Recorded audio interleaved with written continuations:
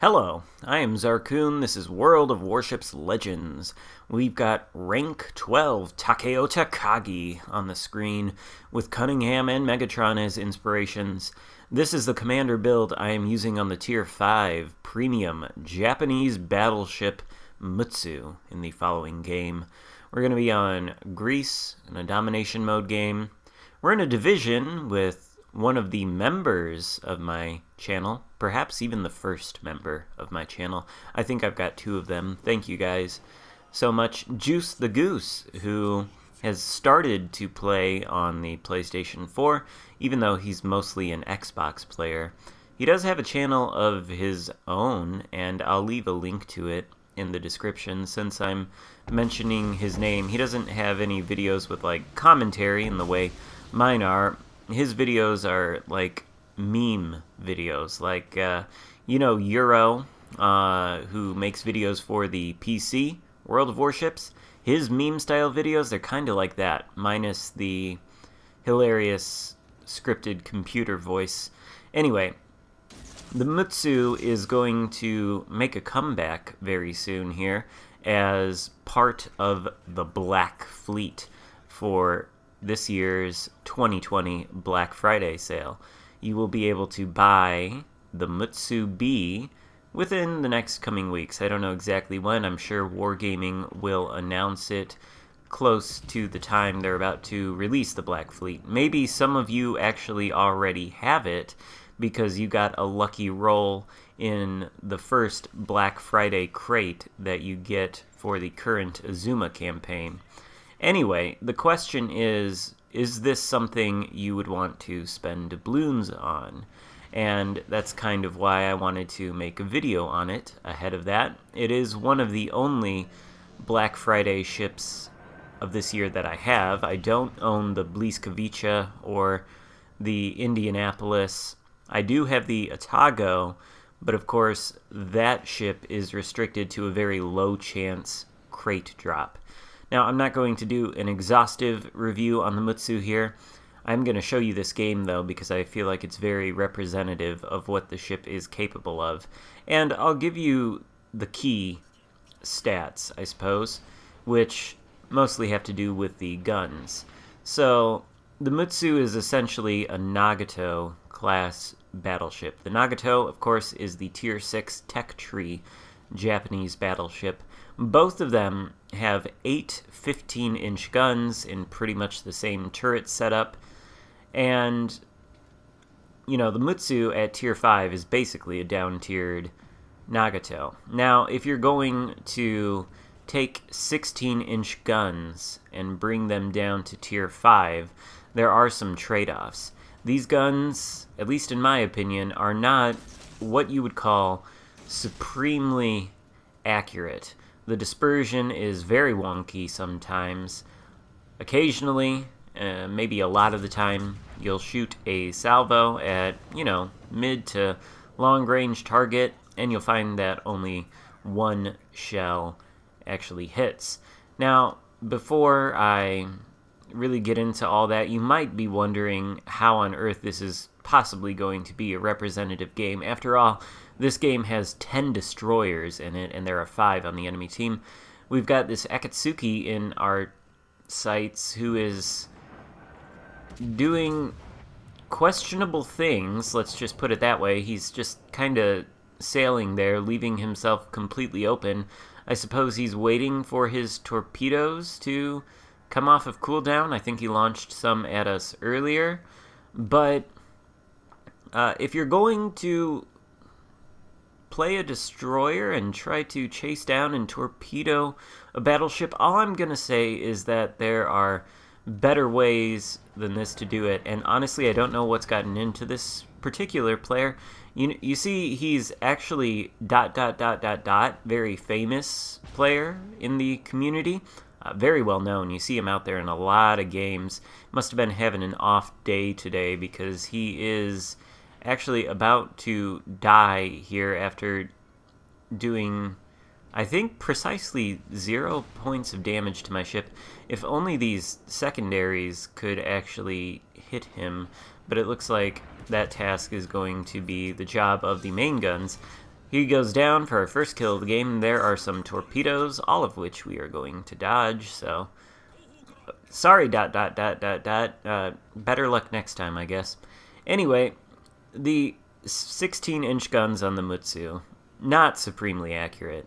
Also, the 16-inch armor-piercing shells, not quite the same as the Nagato's. They don't seem to have quite the same penetrating capabilities. I think the rationale for that is the stats on these shells were retooled to sort of represent World War I era shells. The technology for armor-piercing shells on warships made great strides in the periods between World War I and World War II, from what little I know of naval history. They were able to do certain things with fuse timers, like after the shells penetrated armor, they could detonate inside of the ship, things like that. So don't expect the same sort of penetration you would get on the Nagato with the Mutsu. That's not to say these guns aren't effective. They absolutely can be, especially because they are 16-inch guns, and they will overmatch the bow armor of probably pretty much every battleship you're going to come across at Tier 5, plenty at Tier 6, and certainly probably all of them at Tier 4. So, effective? Sure. But also leaves a little bit to be desired. Enemy Jervis out there has just taken out one of our friendly destroyers. He's probably going to drop spot any second.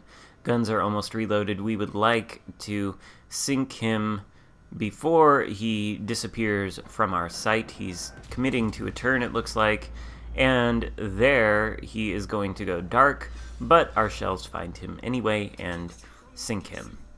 Now, there is an enemy Mutsu out here behind this island directly in front of me, and this is going to be the most illustrative part of this match in terms of showing you the upsides and the downsides of the Mutsu. I have not mentioned yet that it does come equipped with torpedoes. It's got exactly 2 torpedoes on either side of the ship. I think they go out to a range of 7 kilometers. It's a little bit more than the 6 kilometers you'd find on the torpedo ranges of other ships armed with torpedoes like the Scharnhorst or Gneisenau. But there's only 2 of them, and you do have to give an unhealthy amount of broadside to launch them. The armor, also on the Mutsu, is not exactly robust. If you give up broadside, you can and will be punished for it, and even if you don't, you see that Mutsu there gets a significant hit on us for like 11-12k there, and we are pretty steeply angled to him. This ship does not stand up well to fire from other 16-inch guns, and broadside it's even worse. We hit him really hard there for 2 citadels. Obviously he has turned broadside in order to launch those torpedoes, which are going to come nowhere near us, and so he's given up 30,000 hit points in order to do that for pretty much no reason. We chunk him again there, and he is turning away now. He's had enough of that. The torpedoes on the Mutsu are kind of a silly gimmick. I wouldn't go out trying to incorporate them into your game. You just have to give up way too much broadside in order to do it, and this is not a German battleship with turtleback armor that is functionally immune to citadels at close range. By the way, that Mutsu somehow managed to take out the rear turret on my ship. I have no idea how that happened, but now I have only 3 turrets. That's fine. We're still hopefully going to be able to take him out, but it is going to take quite a bit of time. Anyway, trying to get those torpedoes on target, somewhat suicidal. Wouldn't recommend doing it focus on the guns. There may be occasions where you are able to go toe-to-toe with maybe a lower-tier battleship in a close-up brawl, and you might be able to go broadside to them, scrape by their side and launch torpedoes that way if maybe they're inexperienced and they don't have their turrets on target and they can't perform that kind of a maneuver and, shoot you. You might be able to get away with it, and in that case it might be kind of fun and satisfying, but the torpedoes are mostly, in my opinion, irrelevant on this ship. This is basically the same thing that you would get with a Nagato, except it is worse armored and the guns are not quite as effective. So, to be frank, I'm not a huge fan of the ship. It can do pretty well when it's top tier, but when it's bottom tier, the same is not really true. I think the West Virginia is actually a much better tier 5 battleship armed with 16-inch guns. It's certainly more accurate than the Mutsu, at least it feels that way to me. And, as you can see here with this engagement that we've been having with the enemy Mutsu, you can see that this ship is kind of a glass cannon. We've both been whittling each other down. It's just that this enemy Mutsu has made more mistakes than I have, and now I am broadside to him and an enemy hood. The enemy Mutsu goes down, finally, thanks to one of my teammates here, and we're going to be able to get some shots on the enemy hood, who is slightly angled toward us, so he might have some luck in mitigating this damage. The hood doesn't always stand up well to 16-inch battleship guns, but this one takes it like a champ, partly because of the wonky dispersion, and partly because these shells just don't have the same oomph as the Nagatos or Amagis. This hood is probably going to take us down here, though, but not before we get a couple more shots on him. He's turning. We've only got 1,700 hit points left, so we shouldn't expect to survive this next salvo. We do chunk him nicely there before he does finally kill us. So I think you can sort of get a sense from this battle of what to expect from the Mutsu. It isn't the most accurate ship out there. The guns are big, they can do a lot of damage when they hit and penetrate, but they aren't super reliable, and the torpedoes that the Mutsu comes equipped with are a bit of a gimmick that is not totally useless, but close to it.